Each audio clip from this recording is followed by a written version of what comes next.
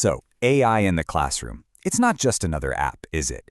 It's more like an earthquake shaking the very foundations of education. And for teachers, well, they're right on the front lines. Is this thing a threat? Something that's going to wreck everything? Or is it the most powerful tutor we've ever dreamed of?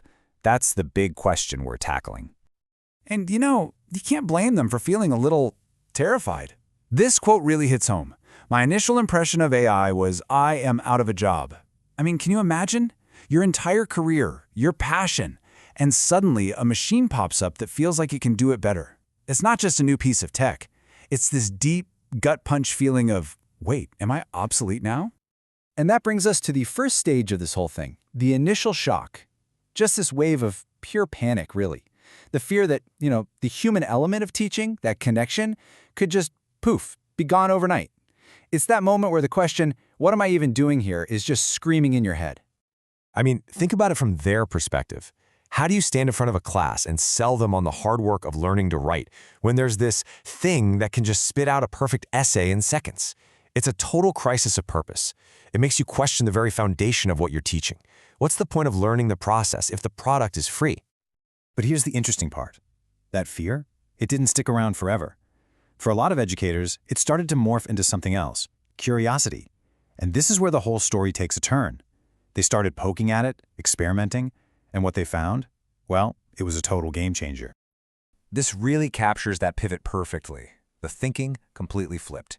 It went from this defensive, kind of scared question of, how is this going to mess up my job, to something way more proactive. Okay, wait a minute. How can I be a better teacher because of this? This is the exact moment AI stopped being the monster under the bed and started looking more like a powerful assistant. So, you're probably wondering, how did it actually help? Well, in some really practical ways. It turned into a fantastic tool for lesson planning, taking some of that grunt work off their plates. It became a way to give students super personalized feedback on their writing, almost like a personal coach. And it even became a thought partner for brainstorming. It's not a replacement, not at all. Think of it more like scaffolding that helps you build something amazing. Okay, so once the teacher started getting on board, the spotlight naturally shifted to the students. Because let's be real, they're gonna use these tools no matter what, so the real question becomes, how are they going to use them? Are they gonna use AI to actually learn or just to cheat? And that's the new challenge, right? Teaching them the difference. And that really boils down to two very different paths you can take. You can see it here. There's the wrong way, which is basically using AI as a crutch, just an answer machine that does all the thinking for you. Then there's the right way, using AI as your own personal tutor, a guide that's there to help you figure out where you went wrong and how to get better. And check this out. This is the part that blew my mind. The data actually backs this up.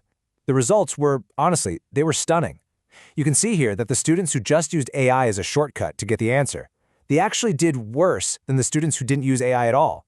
The so-called easy way was literally the fastest path to failing. Wild, right?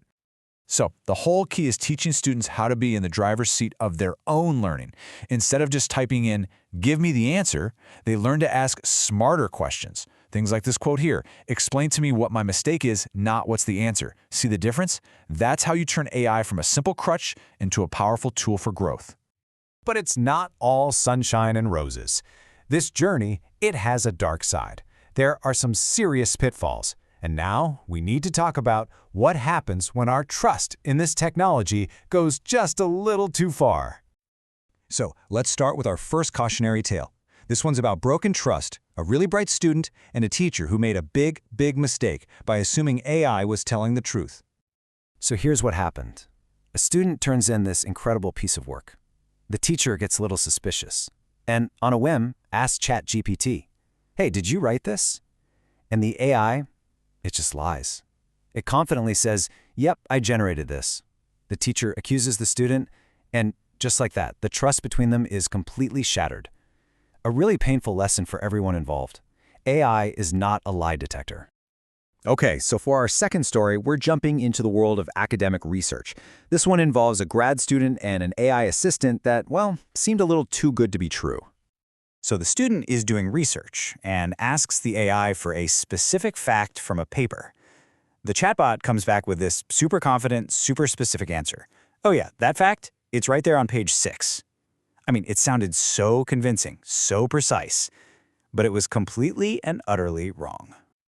But, a good researcher always checks their sources.